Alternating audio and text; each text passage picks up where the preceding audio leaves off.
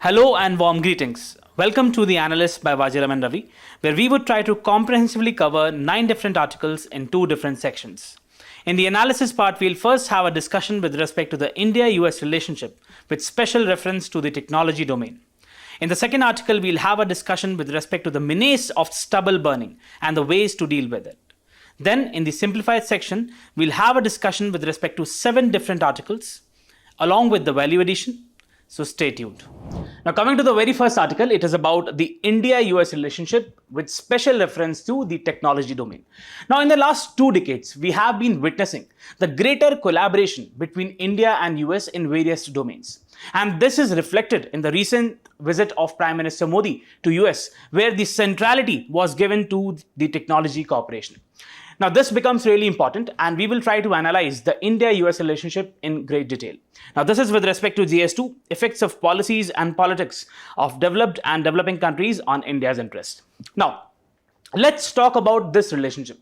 Now see, if we just look at the historical background, what many of the commentators in the international politics, they describe the relationship between India and the US as something like a roller coaster ride.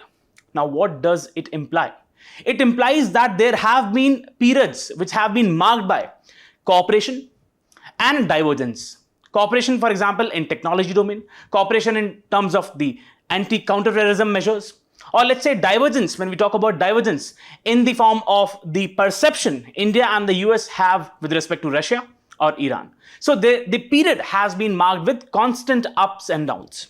Now, if you analyze this chronologically, let's go and discuss with respect to the pre-independence time. See, there was a very limited contact, primarily because India was under the colonial subjugation of the British, and US at that time, it was a young nation and it was focusing upon its own development, right? Next is, if we analyze the post-independent scenario, what we see is that there was Cold War effects. See, understand, it was during these times that the world was divided into 2 power blocks, one led by the USA and the other led by the erstwhile USSR, right? And it was during this time that India adopted the policy of non-alignment, right? And this was not liked by the US. And primarily it was the policy of the non-alignment that US was more inclined to Pakistan, also because of its strategic location, in the South Asia. Now, but we cannot say that there was no cooperation at all. This period also witnessed the periods of cooperation. So for example, we had the US food aid in terms of the PL 480 program, right? Or let's say the help which US provided in terms of the Green Revolution, right? Next is, it was the 1991 Gulf War, where India definitely supported the US, right? Then there were points of friction. That is the wars of 1965 and 1971 war. Right. Now, it was in these wars that US primarily supported Pakistan, right? And this was obviously not liked by India. Next is the India's nuclear program. See, India was constantly working upon its nuclear program. And in the year 1974, we had the Pokhran test, right? Also known as Smiling Buddha, right? So what we see is that this was not liked by the US. It had concerns with respect to the proliferation of nuclear arms, right? Then, after the 1990s, we witnessed 2 things. First was the end of the Cold War in terms of the disintegration of the USSR, the erstwhile USSR, and the world. Actually, we cannot call it the end of Cold War per se, but it was the end of bipolarity. What do I mean by that? That we had the USSR was disintegrated and then the US emerged as a single unipolar power, right? Now, what this period witnessed was that there was a common platform. India and US found a common ground with respect to having cooperation in different areas, let's say the counterterrorism, right? So this period also witnessed the aggressive rise of China. And it was because of this reason that India and US, they also collaborated, right, to contain the rise of China. Next is that there was the growing convergence with respect to military partnerships, with respect to technology domain, right? Then what we saw was that it was in the year 2005 that the partnership was strengthened by the signing of the strategic partnership agreement between India and the US. And this was further deepened by the signing of the comprehensive global strategic partnership in the year 2020. Now, what do we analyze as of now is that definitely there is sort of a lot of collaboration in different areas. As I just said, in the technology domain, in the space domain, let's say in the military exercises, military partnerships, but there are differences. There are differences in the current context if we talk about India's position on the Russia-Ukraine war. Now, that is not liked by the US, right? So this is a proper chronological analysis of the India-US relationship. Now, let's talk about why India matters to the US. The very first reason is India's geographical position. Just look at the map. If you look at the map, you'll see that India has a very strategic location. See, just look at two areas. One is the West Asia region, and the second is the South China Sea and the Indian Ocean region, right? Now, these are the two regions in the world which are strategically most important for the US. If you talk about the West Asia, it is one of the most geopolitically sensitive areas, right? And US has focused its attention diplomatically, militarily on the West Asia. And if you look at the South China Sea, it is a very contested location, right? And India is near to these two locations. Therefore, India's geographical position definitely warrants a strong partnership. Also, the second reason, if I talk about that, what we are seeing is that there has been a power transition from the Atlantic to the Indo-Pacific, right? There has been a power transition. And in the Indo-Pacific construct, what we use is the geopolitical construct of Indo-Pacific. Indian Ocean region is the most important. So definitely, India's geographical position is something which is very important for the US. Second is the diversity in the India's demography. See, please understand that India is a multicultural society, multi-religious, multi-ethnic society. Now, this is in line with the US perception of having a multi-religious and a multicultural society, right? Next is the democratic values. See, both these countries, both US and India, we believe in freedom, we believe in liberty, right? And there is a sync in the ideology, a sync in the values. Next is economic progress and market. See, India has a growing population. India has a young population. The disposable incomes of people are rising. Therefore, it provides a very good market to the US. India provides a very good market with respect to the US supplies, right? So therefore, it provides a very strong market to the US. Next is Indian diaspora and ever-growing partnerships. See, there are more than 3 million Indian origin people who are living in the US, right? And that is obviously, they act as the cultural ambassadors of India, right? Next is that because of them, there have been ever-growing partnership, right? And it would not be a surprise to say that we had the 2005 Indo-US civil nuclear deal. And a major contributor to that particular deal was the Indian diaspora, right? They played a very important role. Next is that India is a dependable player in South Asia and Indian Ocean region. See, what US perceive is that India is a very strong player. India is a very strong player to counter the rise of China, right? Because China is something which is a major threat to the US, right? So the US can depend on India. Now, let's talk about why the United States matters to India. The very first reason is that it is a critical stabilizing force. See, we understand that there has been a rise of multipolarity. There have been different centers of power which are emerging, especially after 2000. Let's talk about China or India or other countries. But still, what you'll have to keep in mind is still the military and the diplomatic superiority of the US is unmatchable, right? So that actually gives a leverage to the US when we talk about acting as a stabilizing force, right? Next is that it also is important to prevent the rise of any hostile hegemon in the Eurasia. See, at first it was the USSR, right? After its disintegration, US became a unipolar power, right? Then what we are witnessing is the rise of multipolarity. But with the rise of multipolarity, we are also witnessing the growth of the hegemon power like the China, right? And this is not good if we talk about India's interests also, because the rise of China is very aggressive. That is not peaceful, right? So US is something which is very important to contain this aggressive rise of China. Next is India's strategic interests. Obviously, very important. India wants to be a regional power in the South Asia. And for that, US is something which can help India, right? Both militarily, diplomatically, with technology, right? Next is India's economic success. Please understand that as India is developing, we are going towards more technologically intensive progress. We are adopting new technology. And US being the leader in the technology domain, US becomes quintessential for India, very important for India. Next is its commitment to freedom of navigation. See, please try to understand that out of the all trade, almost 70% of India's trade is through the waters. And it is the US which pays a very good attention to the freedom of navigation, making sure that the sea lines of communications are secure, right? It tries to make sure that trade is carried out in an unhampered manner, right? So therefore, it becomes important. US becomes important for India. Next is its technological prowess. We already discussed. US is a technology leader, right? So definitely it can help India with different technologies, be it supercomputing, be it quantum computing, be it artificial intelligence, machine learning. So definitely it plays a very important role. Now, if we talk about the relation in particular, in different domains. So if we talk about the economic relation, what we can say is that US was the biggest trading partner of India when we talk about the year 2022-23, and the trade volume, it was around $128 billion, right? And India exported almost $78 billion of goods to the US. Next is international cooperation. India and US have been collaborating in different areas. Take the case of the reforms in the UN, right?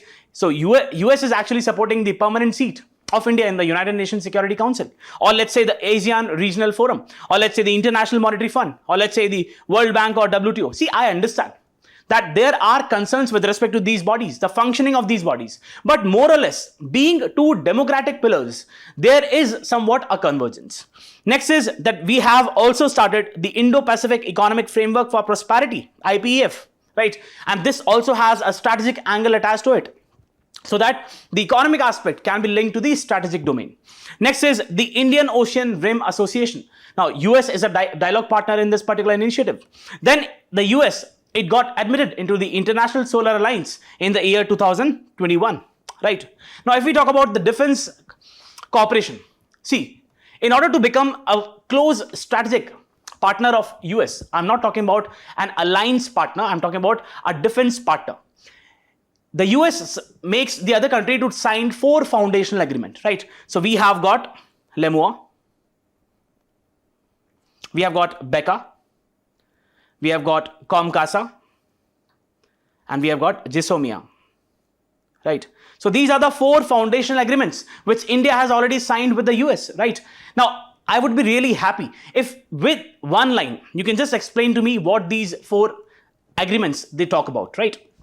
Next is that if we talk about arms import, so India has been constantly importing high quality, sophisticated technological arms from the US. You talk about the Apache attack helicopters, or you talk about the C-17 Globemaster, or you talk about the C-130J Super Hercules. So India has been importing these arms platforms, right? Then we have been collaborating on different military exercises. Take the case of Yuddha Abhyas, or take the case of Malabar exercises. Then we have got the strategic initiative of I2U2. Now this includes India, Israel, US and UAE. Now this is also being termed as the new Quad, right? So what we are trying to say is that there are partnerships in various domains. Now, what this article in particular talks about is that the historical emergence or the evolution of the technological cooperation. Now, if we just talk about the technological cooperation, chronologically, what you'll see is that it was in the first phase of 1950s. And the first step was taken by Nehru, Homi Bhabha. Now, they emphasized the collaboration in the space domain, nuclear partnerships. Now, what we saw was that there were also collaboration, as I just talked about earlier, in the green revolution aspect, right? US provided funds, US provided technology, but there were challenges because there was a perception of anti-Americanism in India. Next, there were bureaucratic challenges also. Then we had the second phase of 1980s. Now, this was under the prime ministership of Indira Gandhi and Rajiv Gandhi, where what we witnessed was that efforts were made to revive the cooperation. And we also saw the cooperation in 2 different areas, that is telecom and computing, right? Then there were resistance also internal resistances. Because see, again, there were people who were not supportive of this technological incoming into India, right? And also external factors, primarily because of the non-proliferation concerns of the US and also India's inclination towards USSR. Then if we talk about the third phase was marked from the year 1998 till the year 2005. Now, there were sanctions imposed primarily because India conducted its Operation Nuclear Test, right? That was Operation Shakti in 1998, right? But there was reconciliation also in the form of the signing of the Indo-US Civil Nuclear Deal of 2005, right? Then there were internal divisions. How come internal divisions? Because there were political parties, primarily the Communist Party, who were not in favor of having this civil nuclear deal, right? Now, the fourth phase can be seen from the year 2014 under the Prime Ministership of Mr. Modi. Now, what we are witnessing is that there have been collaboration in different areas: green technology, military technology. We have got the initiative on critical and emerging technology. See, please understand, US is still the leader when we talk about artificial intelligence, when we talk about machine learning, when we talk about quantum computing or other things. Therefore, this partnership is evolving and we are actually strengthening these partnerships. Then we have got the ISET initiative, which I just talked about. So we have the ISET initiative where the national security advisors, they're heading it. So we have Mr. Ajit Doval, who is on the Indian side, and then we have got Jake Sullivan, who is on the US side. So these are the two people. That is the National Security Council of both these two countries. They are actually handling the initiative on critical and emerging technology. Now, what are the challenges when we talk about the India-US relationship? The very first is the United States criticism of India's foreign policy. As I said in the beginning, that US has always been distasteful. It has never liked India's policy of non-alignment, right? And again, see, that non-alignment poster has already been done away with by India, right? Now we actually talk about strategic autonomy. I hope you know about this. So again, US does not see India in a good light when we talk about this strategic autonomy. Just before a few days, we have Mr. Eric Garcetti, right, who actually talked about that India is not actually following the right path by following this strategic autonomy stance, right? Then we have got the Afghanistan post 9/11. See, US wanted India to contribute, to put troops on the ground, but this was not accepted by India. Or let's say the Iraq war of 2003. Obviously, India did not support US invasion of Iraq. Then India's engagement with US adversaries. This is one of the biggest concerns which US has. India's dealing with the US. See, primarily after the Russia-Ukraine war started, what we are seeing is that there has been a booming oil trade between India and the US, India and the Russia, right? And this is obviously not liked by US. Or let's say the growing convergence which India has with Iran. Take the case of Chabahar port, right? So these are the issues. These are the areas which are not seen in a good light by the US. Next is US criticism of India's democracy. See, we both are democratic countries. But the issue is that there are some organizations in the US which have allegedly said that the Indian democracy is not in a good shape. For example, let's talk about the report, International Religious Freedom Report. Now, this has pointed towards the atrocities, the alleged atrocities being committed on the minorities. Now, this is obviously not liked by the Indian government or Indian people at large, right? Next is economic tensions. See, after the COVID, India adopted several policies. We had the Atmanirbhar Bharat Abhiyan, right? Now, in the Atmanirbhar Bharat, we try to make sure that there is domestic production, domestic sourcing of different supplies. But this was not liked by the US. US thinks that this action is a protectionist move, right? And this is obviously not liked by a country like US, which favors trade openness, right? Now, what should be the way forward? The way forward is that both the countries need to acknowledge that this partnership is crucial. US is a technology prowess, a superpower in terms of the technology. Obviously, the world is multipolar now, but still you have got some domains, technological domains and other domains. Let's talk about the military or the diplomatic domains, where still US has a far superiority and India has a booming demography, right? So the partnership is crucial. Moreover, what we see is that there is the issue of the containment of China. China has to be contained. The aggressive rise of China has to be contained. And therefore, this partnership is of crucial importance. Next is there is the scope of enormous opportunities. Again, as I talked about, US has a very good market in India. You have got the MNCs of the US, Amazon, Google, and all these companies. They have a very good market in India, right? They're earning billions of dollars through India, right? And also, we need these technologies. We need these technologies in India. Next is India's growing stature demands greater collaboration. Obviously, very important. India wants to be a regional power. India wants to have a dominance in the Indian Ocean region, right? And for that, a collaborative partnership with the US is very essential, right? So what we see is definitely there are issues, but there have been growing convergence. And you must remember what the former Prime Minister Atal Bihari Vajpayee said, that he said that India and US are two natural allies in the quest for a better future, right? So taking these words into consideration, what we should focus upon is evolving those areas, making sure that the technological domain, the domains increase. And for example, we have got the ICT, where we are focusing upon the critical and emerging technologies, right?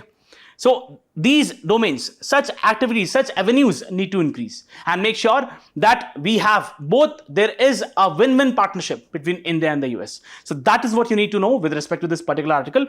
Before we go to the next topic, we have a mains question. Now this is a question of 2019, very important question. So the question says, what introduces friction into the ties between India and the US is that Washington is still unable to find for India a position in its global strategy which would satisfy India's national self-esteem and ambitions. Explain with suitable examples.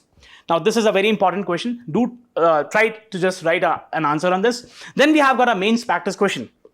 The question says, as two strong democratic pillars in the geopolitics of the 21st century, India and US continue to foster their comprehensive partnerships. However, challenges still persist. Elaborate. So do write a particular answer on both these questions.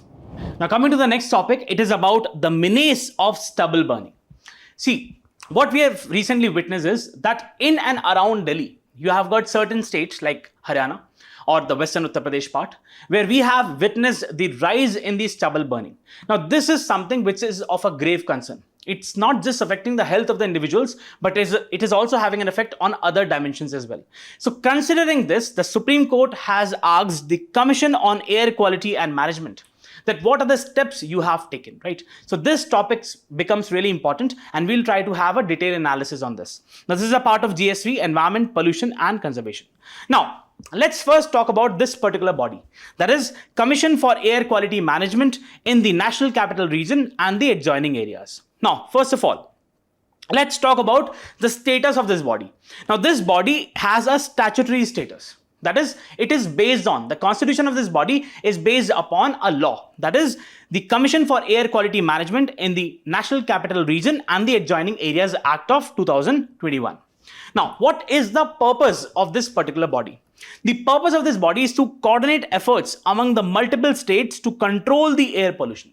See, we are talking about the stubble burning. One of the areas where this commission is trying to focus is controlling the stubble burning. But it is not just restricted to stubble burning. There are other areas also, right? We'll just read that what are the different areas where this particular commission is focusing upon. But what we are seeing is that this stubble burning, as said by me in the initial part, it's not restricted to a particular state. Therefore, it tries to have coordination among different states.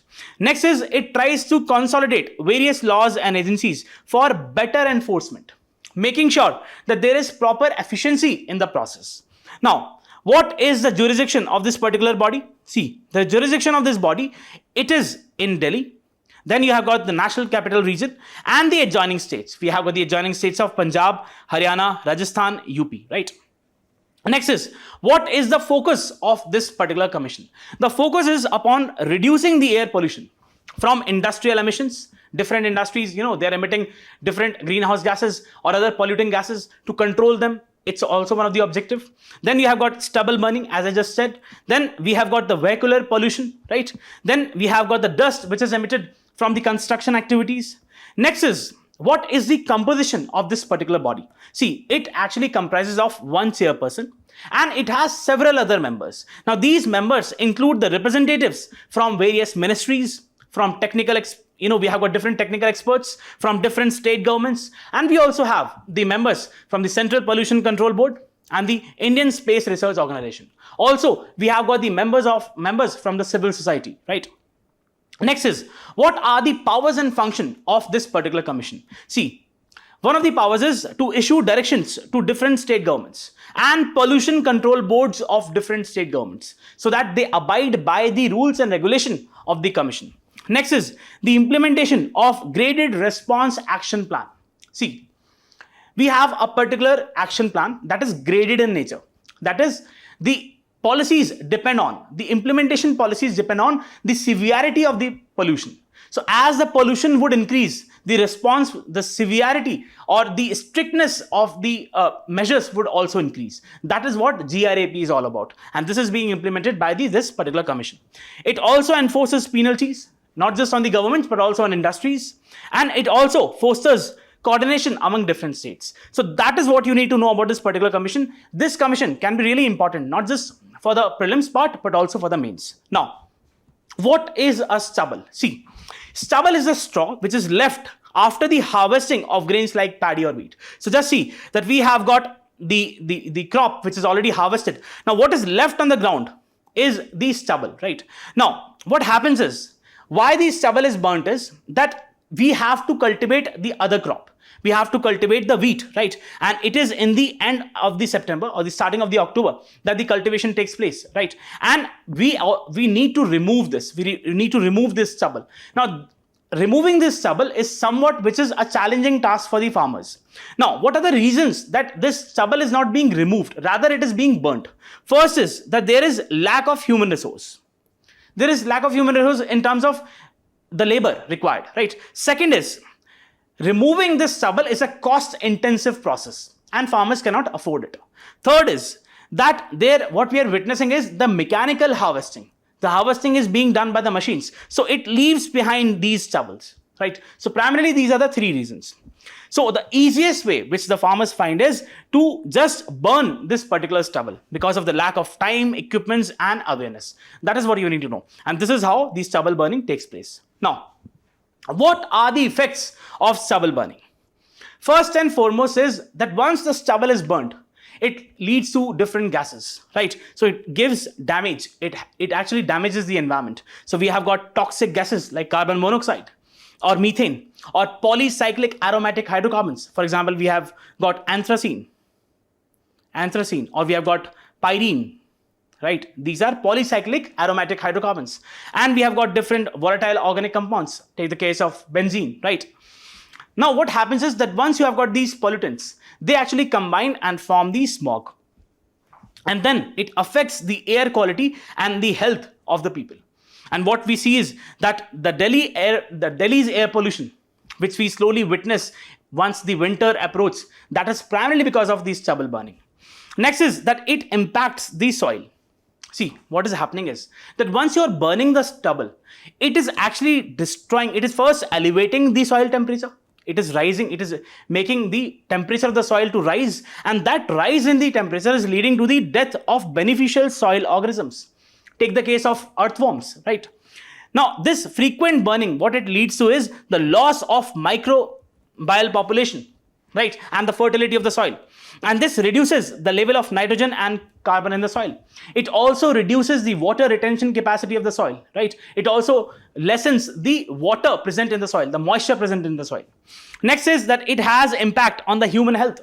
See, please understand that there are several health effects which actually are because of this particular stubble burning, right? From skin irritation to severe neurological, cardiovascular and respiratory problems. We have got acute respiratory tract infections, both lower and upper respiratory tract infections, which are because of this particular stubble burning.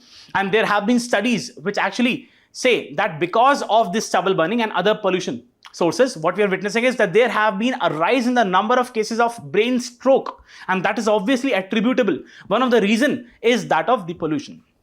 Next is a particular research says that the pollution exposure, it has adverse effect on the mortality rates. The life expectancy of Delhi residents, it has reduced by almost 6.4 years. Can you imagine? Just because of the exposure to the pollution. Next is that there is the insufficient stubble management infrastructure. See, if you want farmers, that they should not basically be dependent on this particular stubble burning. Proper management has to be there. Proper infrastructure has to be there, but that is not being provided. And even if it is being provided, that is only being provided in some pockets. That is not being provided universally. So that is one of the issue, right? So what is happening is that farmers are burning millions of tons of this stubble, and because of the reason is lack of stubble management infrastructure. Next is that this particular method is being preferred by the farmers because cheaper and faster. This is cheap. You just burn it. And what happens is, the farmers say that once you burn it, you have got the residue which is left. It contains phosphorus and other elements. Now, this is beneficial for the soil. Now, this is what the farmers say, right? And then it helps them to clear the land quickly, right? Within a short span of time. Next is that there is the negative effect of subsidies for agriculture. See, there have been provisions made by the government, electricity subsidy on fertilizers, on pesticides, right? Now, what is happening is also we have got the easier access to credit to agriculture. What is happening is that because of all these things, the initiatives being taken by the government, there has been increase in the crop yields and agriculture productivity.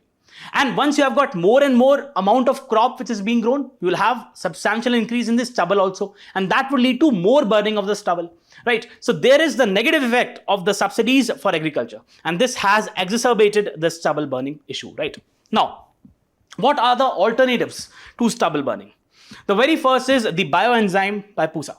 Now, this is made by the Indian Agriculture Research Institute. Now, this is a particular enzyme.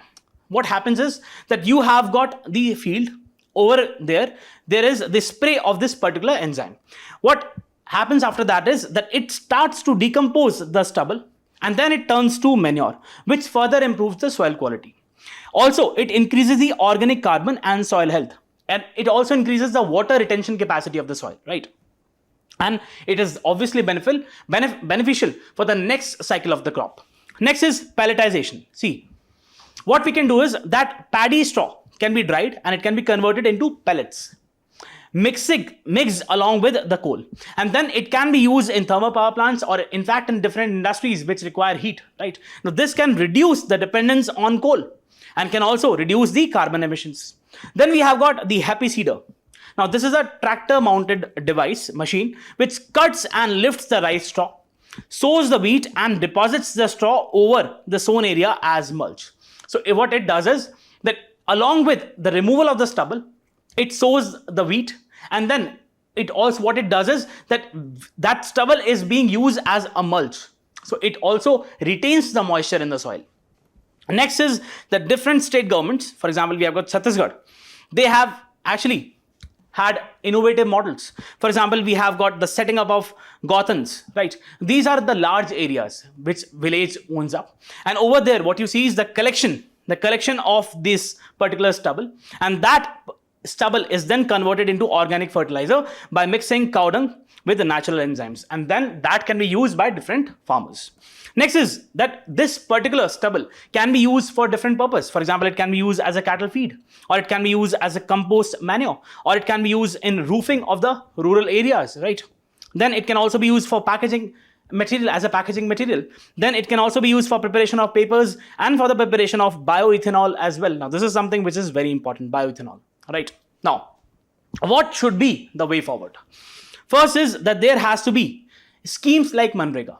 Right, so we have got Mahatma Gandhi National Rural Employment Guarantee Act. Now, this can be used for harvesting of the crops, right? Because initially I told you that there is a shortage of human resource, shortage of labor, right? So the Manrega can be used as a proper alternative, and also for composting the stubble burning, as well as regulating the post-harvest. Next is that there have to be incentives to the farmers who reuse and recycle their stubble. See, you will have to handhold the farmers. You'll have to provide adequate incentives to the farmer so that they wean away from this stubble burning. And then they can actually depend on the different measures, other alternatives.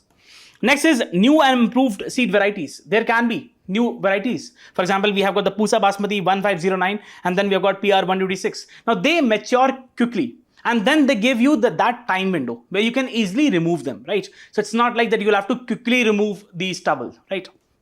Next is, there has to be information education campaigns. Farmers need to be actually told. There has to be a behavioral change. Farmers need to be informed that stubble burning is not just wrong for the soil, but it is also posing a threat to the life of the people, right? Not just in that particular area, but in the adjoining states as well. And they need to be encouraged to adopt the eco-friendly technologies. And for that, definitely incentives have to be given by different state governments. So this is what you need to know with respect to this particular article. Stubble burning is obviously a menace. It's a very serious issue, and we need to adopt different practices. The government is focusing upon that. But what we see is that there are issues with respect to the implementation part, more so with respect to the state governments. So just keep this in mind. And before we go to the next topic, we have a mains question. The question says, stubble burning poses multi-dimensional risks and need prompt corrective actions. Discuss. Do write a particular answer in this question. Now, coming to the simplified section, we have got the first topic as National Credit Framework. Now, see, we have got the National Education Policy 2020. Now, this aims to comprehensively transform the education landscape in the country, starting from the very primary education to secondary to the higher education, right? And make the Indian education in line with the needs of the 21st century, right? Now, as I said, that it is aimed at transforming the India's education system from a colonial mindset to introducing more flexible, skill-based learning. Now, if you just go into the provisions of the National Education Policy, what you can see is the objectives, that it aims to universalize the education from the preschool to the secondary with 100% gross enrollment ratio by the year 2030. Then in the higher education, it is to be raised, the GER, the gross enrollment ratio, is to be raised to 50% by the year 2035.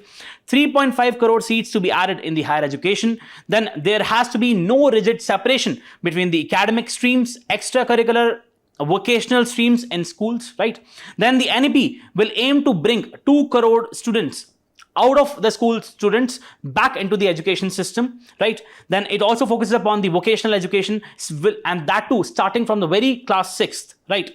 Now, it is also focusing to change the education system in the school from the 10+2 approach to that of the 5+3+3+4. And it is trying to focus upon the early childhood care and education, right? Do remember this. Then teaching up to at least the grade 5 to be in mother tongue regional language. It is trying to make sure that the learning of the student, the cognitive development has to take place in the child's mother tongue. Now, one of the aspects of this national education policy is to have a national credit framework, right? Now, this is a key reform under the National Education Policy 2020, enabling the accumulation and transfer of credits across various types of education, academic, vocational, and skill-based.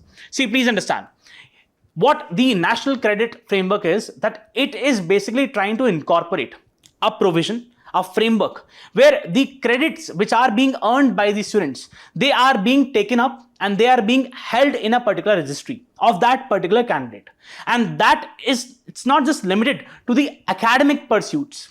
It is also linking it with the vocational aspect, the skill learning. So if a particular student is having, the academic courses, then the student is also applying for the various skill development programs and also having vocational training. So all those credits can be accumulated with respect to that candidate in the registry. And that is what the National Credit Framework is all about. Now, there have been opposition to this National Credit Framework, and the writer of the column argues that this notion is outdated. It is obsolete. First is there, it talks about the flexibility for students in higher education, and it says that the credit accumulation process, the National Credit Framework, it allows students to earn credits through classroom learning, research projects, internship, sports, arts, vocational training. That is, it is not restricted to just the academic pursuits, right? Not just restricted to the classroom learning. Then it is based on the broad-based learning. That is, this flexibility empowers the students to pursue diverse interests, including experiential learning, skill development, right? So they will not be forced to just restrict themselves to the academic pursuits. They can also have different vocational studies. They can also acquire different skills which are in line with the market, right? Then there are challenges with respect to the adoption. See, there have been resistance to the National Credit Framework, and what the writer says is that this is rooted in the conventional educational practices, which is based on, according to the writer, on rote memorization, on just memorization aspect, right? Next aspect is that what is the need for dynamic higher education? So what the author tries to say is that adopting to the change, that is, there has to be see, the national education policy along with the national credit framework, they are trying to make an overhaul of the entire educational landscape, right? And there is a need to encourage the higher education institutes to adopt a rapid economic and technological shift to remain relevant. Because if they'll continue to teach and have those pedagogy in those outdated fashion, that is not going to help India, because the aspirations of the 21st century, they are technologically intensive. Aspirations are of different people around the country. They want to have the skill acquisition in different technology areas. Let's say people want to learn the artificial intelligence, or they want to have new skills acquired, right? And for that, the higher education institutions will have to focus, will have to do a transition, a change from this outdated methodology to a new methodology. Next is that is trying to bring the bridge the skill gaps.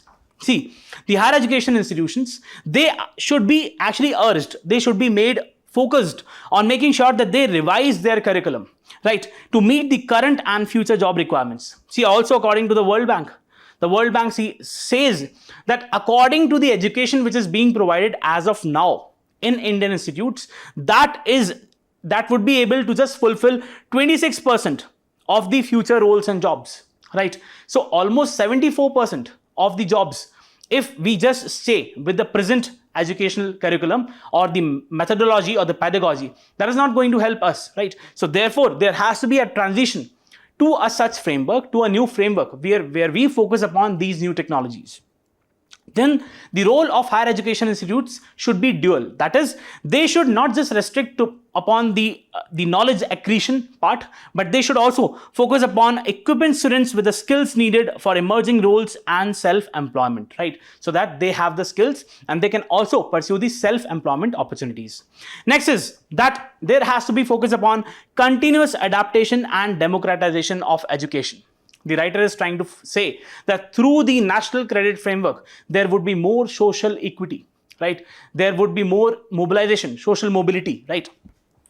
It says, the author says, that it would avoid stagnation. That is, resistance to reforms in higher education can compromise the effectiveness of higher education institutes. And therefore, what needs to be kept in mind is that we need to have a more open set of mind framework where we try to adopt new strategies.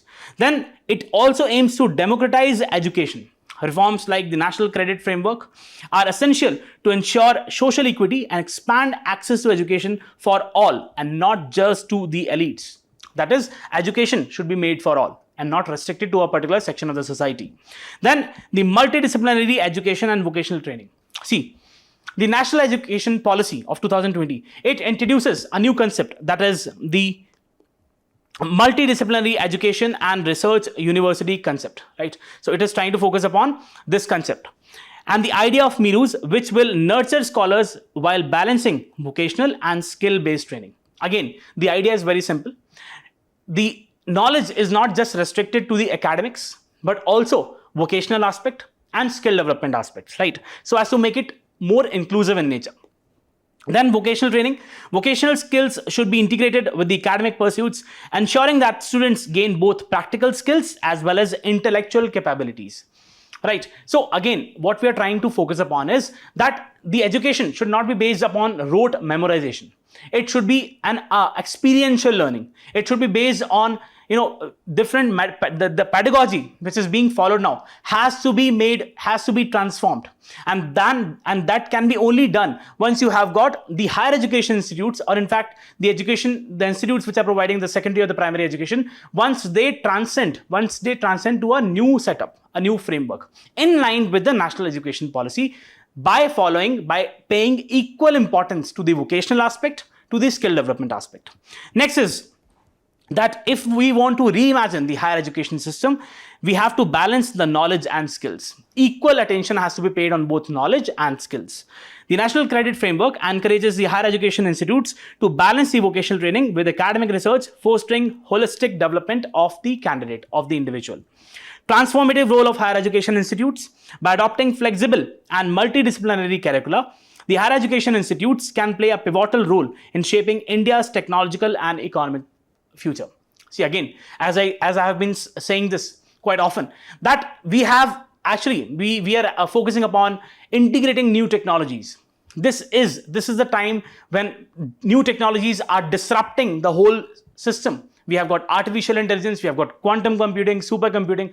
Now, in order to make sure that these technologies are well integrated into the educational system, and not just these technologies, in fact, the basic vocational activities. So you'll have to pay equal attention to all these spheres as well, and not just the academic excellence. Then those who are actually opposing this particular reform, they need to understand that their set of mindset, according to the author, is outdated, right? And they reflect an elitist and narrow view of higher education. According to the author, what the author is saying is that the education needs to be made more inclusive so that there is social mobility, right? There is social mobility, and we have got people have enough opportunities, not just with respect to the knowledge, but also vocational and skill development. That is what you need to know with respect to this particular article. Now, coming to the next article, it is with respect to the Comptroller and Auditor General. So recently, President Draupadi Murmu has highlighted the importance of this particular office, and it was at the opening session of the 16th Assembly of the ASEAN Organization of Supreme Audit Institutions. We'll read about it. Now, this gives us the opportunity to talk about the Comptroller and Auditor General.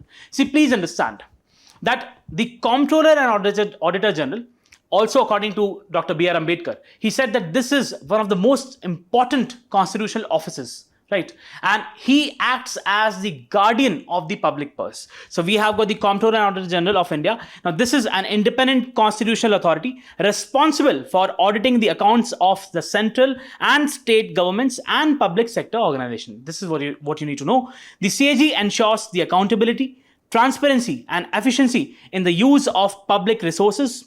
And this office plays a crucial role in maintaining the financial integrity of the country. Very important.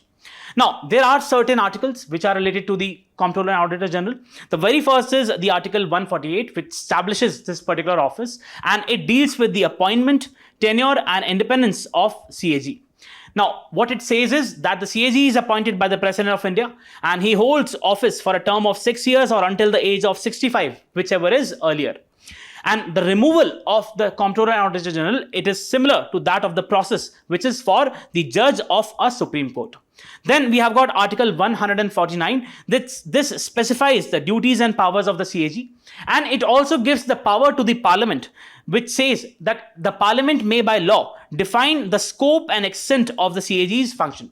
Now, what you need to keep in mind is that in line with this particular article, the Parliament made a law in the year 1971, that is the CAG Power, Functions and Duties Act of 1971, right? So do remember this.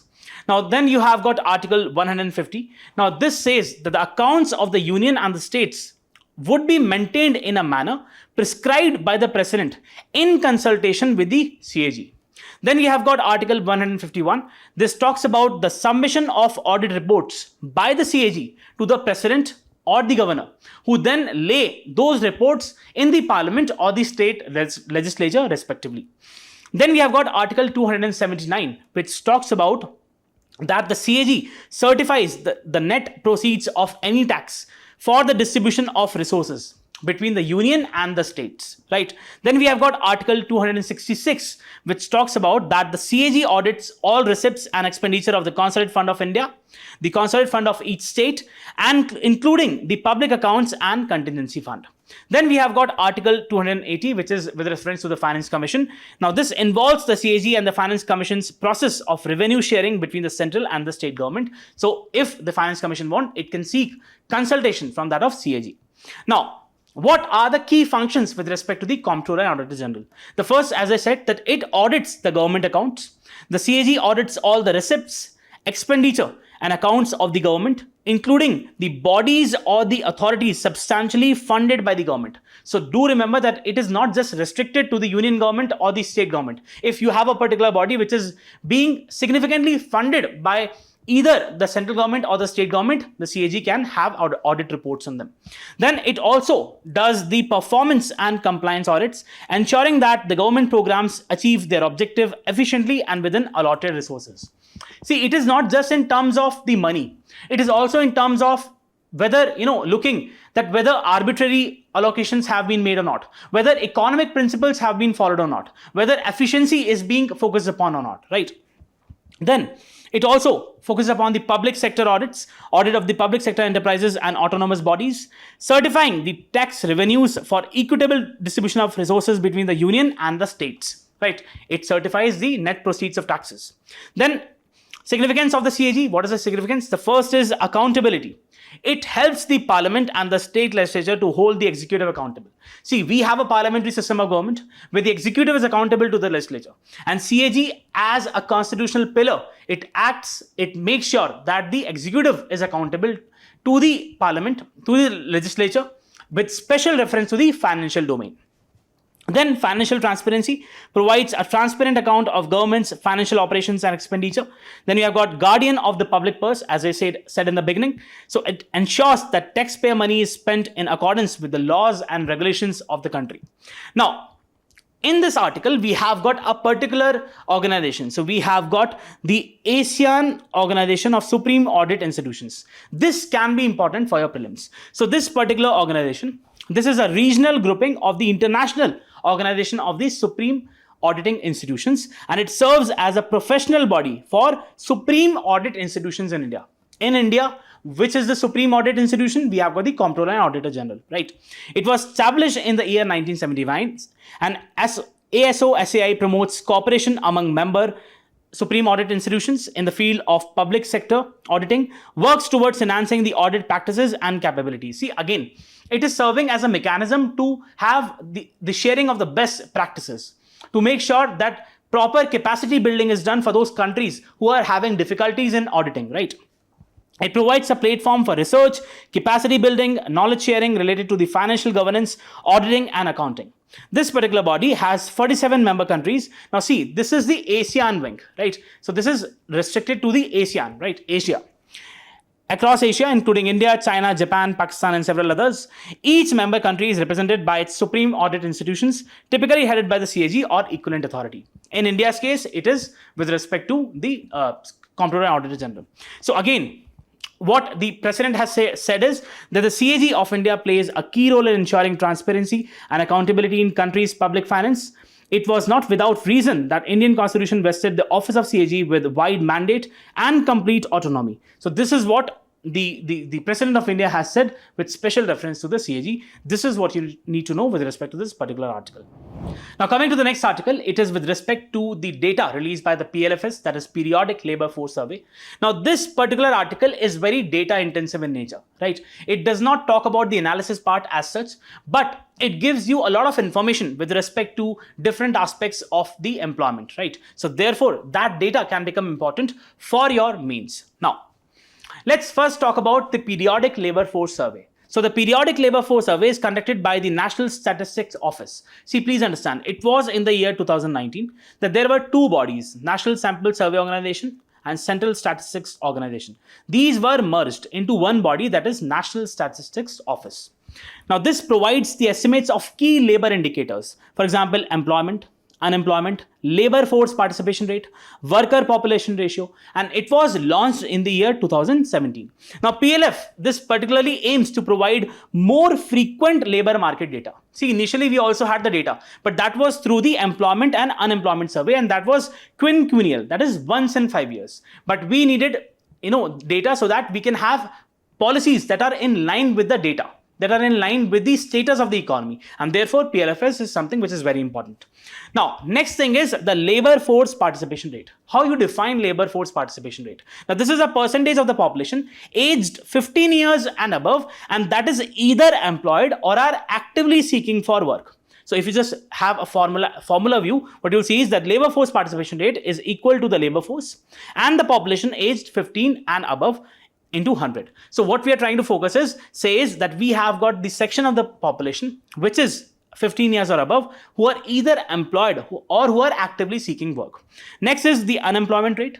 Now this is a percentage of the labor force that is unemployed and actively seeking employment. So if you go into the formula, what you will see is that number of unemployed persons upon the labor force into 100, that gives you the unemployment rate. Now this rate, it measures the portion of the workforce that is unable to find the work.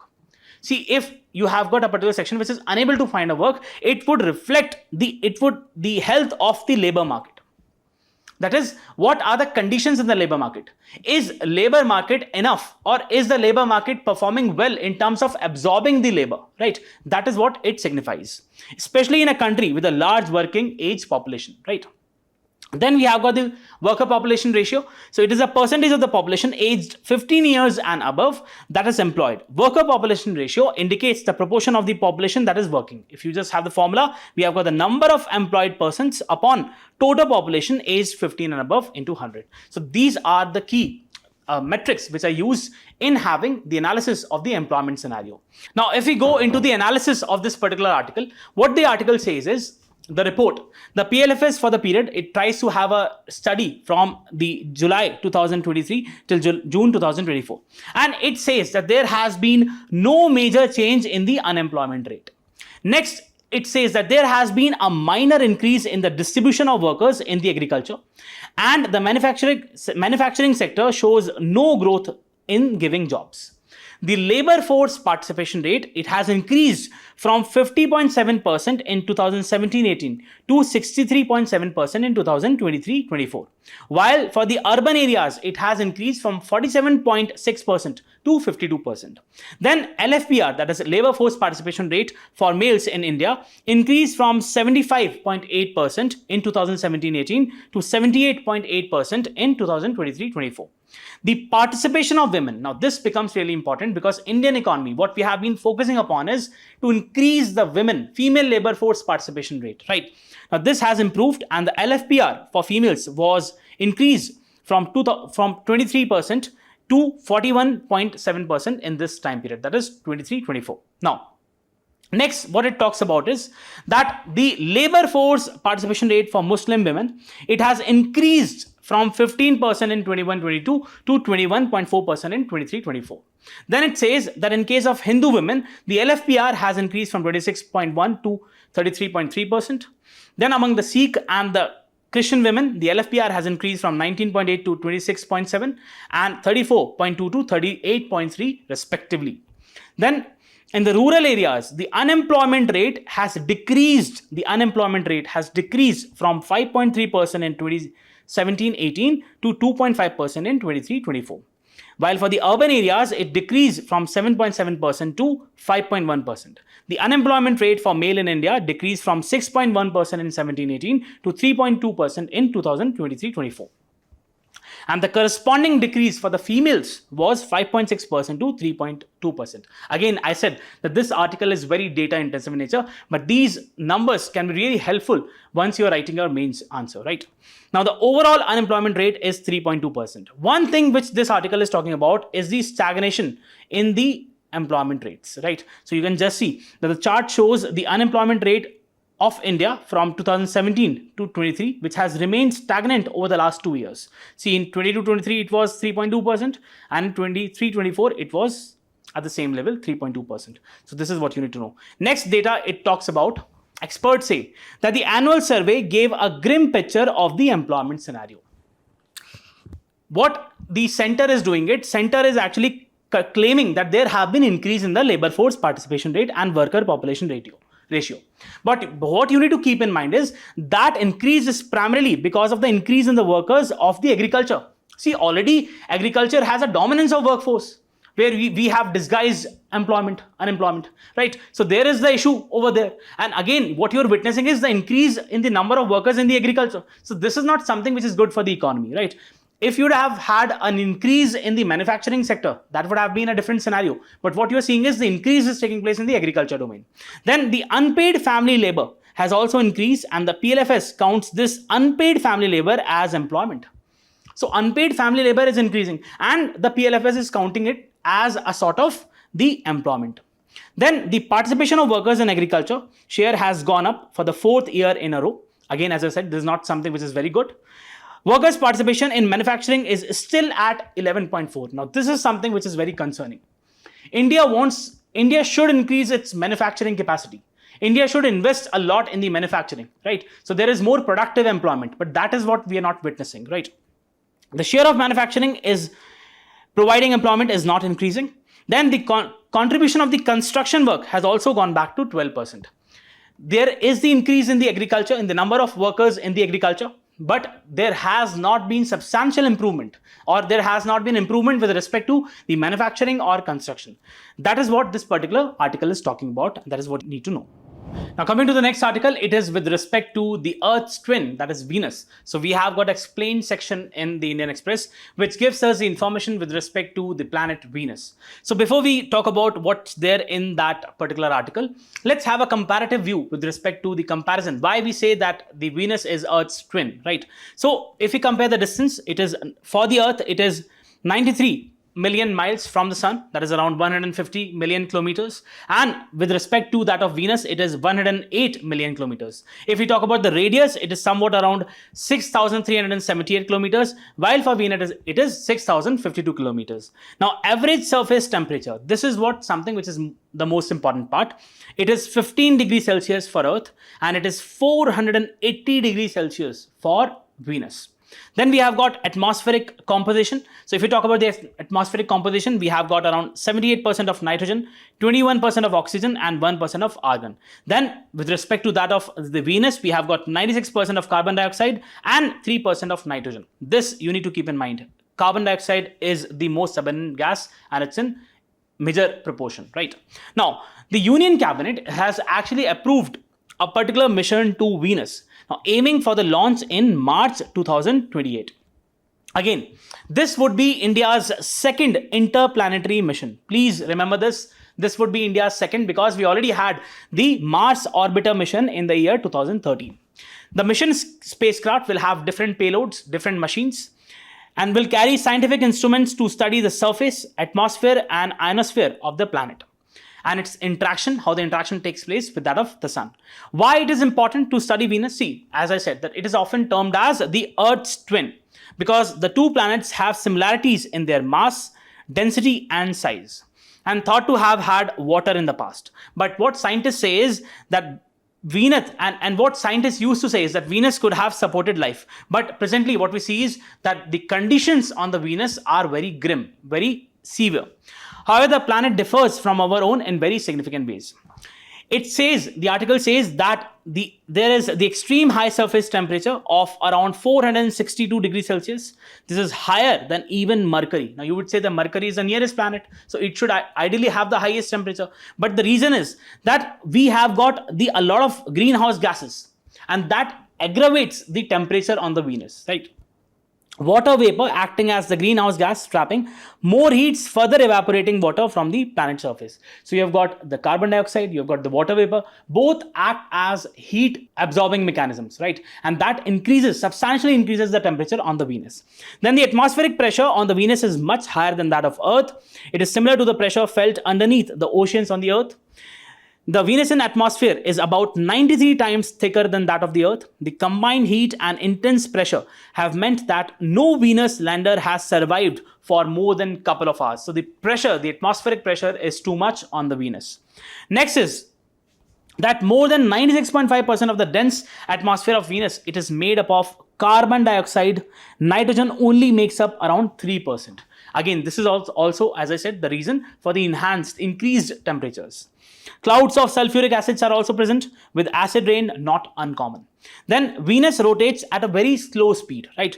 One rotation of Venus lasts around 243 Earth days. So you can imagine how slow the rotation is. Then what would be this particular mission all about? So Earth and Venus come close to each other once every 19 months. And it is a very short window of opportunity for launching the spacecraft. Then the launch would take place sometime in March 2028 and take around 140 days to reach the planet. The mission would carry the scientific payloads weighing around 100 kg. Then the Indian payloads include the L and S band of synthetic aperture radar that can help in imaging the surface of the planet, a thermal camera, experiment to study the flow of interplanetary dust particles, and experiments to study the high energy particles entering the Venusian atmosphere, leading to the ionization, and another one to study the composition, structure, variability, and thermal state. See, you need not to go into the details of what all the different payloads would be, right? Different experiment or scientific instruments on this particular mission would be, but have a fair idea with respect to what the mission is trying to do, the objectives of the mission, right? The Venus mission will be the first to perform the aerobraking. Now, what is aerobraking? See, what we say is that the orbit, the spacecraft, the orbit of the spacecraft around Venus, it would be highly elliptical. So it would be somewhere like if you have Venus here, you'll have orbit like this, right? Highly elliptical.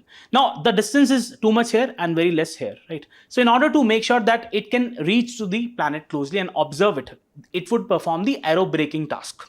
Now, the highly elliptical orbit as of now, as in the initial stages of the mission, would be 500 km into 60,000 kilometers. However, in such an orbit, too high for conducting scientific experiments, this is where the aerobraking will come in. Now, the spacecraft would be brought down to an orbit of 300 km into 300 km or 200 km into 600 km with the help of this particular technology. And then the spacecraft will be pushed down around 140 km above the Venusian surface several times. Now, this would will create a drag and slow down the atmospheric and thus gradually reducing its orbit. It would take roughly 6 months of the maneuvering for the spacecraft to reach the intended orbit. This is a particular technique, aerobraking. So once the spacecraft is moving in a highly elliptical orbit, you will have to make it closer to the ground, not the ground, but closer to the atmosphere of the Venus, right? And that is where you perform this aerobraking task. What have been the other missions? There have been several missions to Venus in the past by the United States, the erstwhile USSR, Japan, collaborative mission by Japan, European Space Agency. The US has planned at least 2 more missions to Venus. The Vinci in 2029 and Veritas in the year 2031. The European Space Agency has planned the Envision mission for 2030. This is where a probable question which can compare the atmosphere of Venus with that of Earth can come in the prelims, or with respect to what are the objective of this particular mission can appear in the prelims. So that is what you need to know with respect to this particular article. Also, they can ask, what is aerobraking? So you have got the highly elliptical orbit. In order to reduce that particular elliptical orbit and make it more circular so that you can perform the scientific studies more closely to the atmosphere of the Venus, we have got the aerobraking. This is what you need to know with respect to this article. Now, coming to the next article, it is with respect to the state pollution control boards. So this article highlights the condition of different state pollution control boards, and it highlights the issue of vacancies in these state pollution control boards. So what the article says is that there have been several studies which have talked about the health and economic effects of pollution, right? And it also says that the studies have highlighted the bad air, the poor quality water, and the tardy waste management, not just in the big cities around the country, but also in the tier 2 and 3 cities. So we have got tier 3 cities where the population is from 20,000 till 50,000, right? And then we have got tier 2 cities where the population is from 50,000 till 1 lakh. So do remember, right? So what this article is trying to say is that the issue of pollution or wastewater or polluted water is not just restricted to the big cities now. It has percolated to the small cities as well, right? The problem does not stem from lack of laws. We already have got a lot of laws in place, but the implementation is what something is lacking. So effective monitoring and implementation have been the Achilles heel in the battle against the pollution. Now, in an affidavit submitted by the Central Pollution Control Board to the National Green Tribunal, it acknowledged that the regulatory bodies have been chronically understaffed. Now, this is with special reference to the state pollution control boards. It is the states who have to finally implement the policies. And over there, these mechanisms, the state pollution control boards, they are understaffed, right? And therefore, they won't be able to actually implement the policies properly. In the National Capital Region, almost 50% of the sanctioned posts are vacant, and it is the same with respect to other states. Almost half of the posts in the state pollution control boards are vacant as of now. Then, if you go into the basis of how these pollution boards were constituted, it was on the basis of the Water Prevention and Control Act of 1974. Now, the mandate of these pollution control boards is to tackle the air and noise pollution and managing the hazardous waste. Now, the environmental regulation, it has not kept pace with the demands of the post-liberalization economy. See, post-liberalization, we have witnessed a rapid pace of development, and that has also contributed to unsustainable ways of living. That has led to pollution, that has led to increasing levels of consumerism and wastage in the society. right? So these are the issues which have actually led to more pollution, and that has not been possible to manage because these particular bodies who are mandated to regulate, they are not performing their task. Then these state pollution control boards haven't just failed to fill up their sanction strength, they have also failed to rope in adequate number of independent scientists. See, please understand that these state pollution control boards, and it's not just with respect to state pollution control boards, almost all these entities, they are being dominated by the civil servants. So civil servants and officials are the ones who are heading these bodies, and they are journalists in nature. They don't have the adequate capacity or knowledge with respect to the environment. So there is lack of participation of independent scientists in the pollution control exercises, right?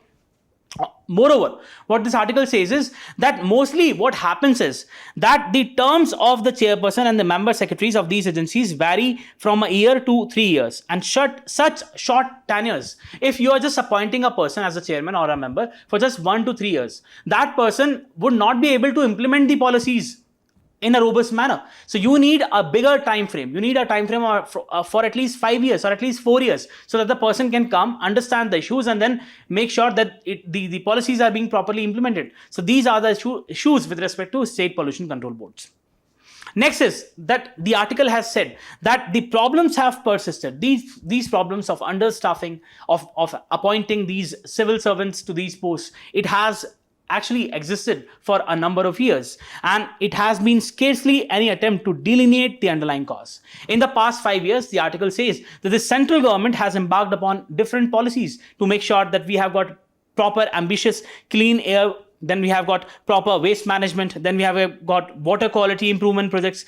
But the state governments, who are the final authority to implement those policies, they are devoting very little attention to the improving the regulatory efficiency, right? So you have a particular regulatory body's syllabus in the GS2. Over there, this particular issue can also become important, and you can cite the example of these particular bodies, right? What can we do? We can at least start by leveraging the expertise in a country's universities and technical institutions. For example, we have got a lot of studies which are actually done by IIT Delhi or IIT Kanpur with respect to the pollution, right? Actually measuring the pollution or having what can be the possible alternatives to different polluting sources. So those studies, those people who have actually done the studies can be incorporated. They can be taken, and then their views can influence the decisions. This could be a forerunner to increasing the financial and the institutional autonomy of these pollution controlling bodies. So ultimately, see, what we need to make these bodies more robust in their functioning. As a start, what we can do is that we can incorporate the expertise from these institutions, from different IITs or NITs, right, as a start, and ultimately make sure that adequate finances and funds and other resources are provided to these state pollution control boards. That is what you need to know with respect to this particular article. So coming to the next article, it is with respect to the overhaul of the aging signaling systems for better safety. See, in the last few years, we have witnessed that there have been many accidents in the railways which have taken place, and that has claimed the life of many people. And primarily the reasons attributed to these accidents were two. First is the failure in the signal system, signals failure. And the second is the rail fracture. So in order to make sure that the signals are more robust, the Indian Railways, the Ministry of Railways, the Indian Railways has decided to replace the signal assets that have outlived their caudal life. Now, what is caudal life? See, every electronic instrument has a maximum possible life in which it can function properly. That is what we call a caudal life. The Railway Ministry emphasized the urgent need to prioritize the replacement of signal assets nearing or surpassing the caudal life. This critical work would be carried out independently so as to make sure that other tasks are not affected, right? That is, other tasks like infrastructure projects, track doubling, construction of the third or the fourth lines.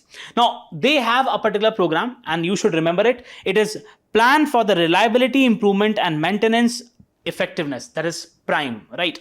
Now, this aims at improving the reliability and maintainability of the signaling systems, which are vital for the safe train operations.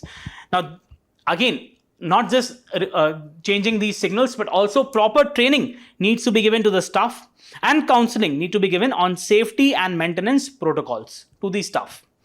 Then frequent occurrence of cable cuts along the railway tracks has been one of the reasons for the signal failures, right? So adequate attention has to be paid on making sure that the cuts are not there, right? The disruptions not only hamper the train operations but pose serious safety risks and catastrophic accidents. So we have got the Balasore accident, in which more than 291 people lost their lives, right, because of the faulty signals. Then we had other incidents where you had the lapses in the managing train operations in automatic signal territory.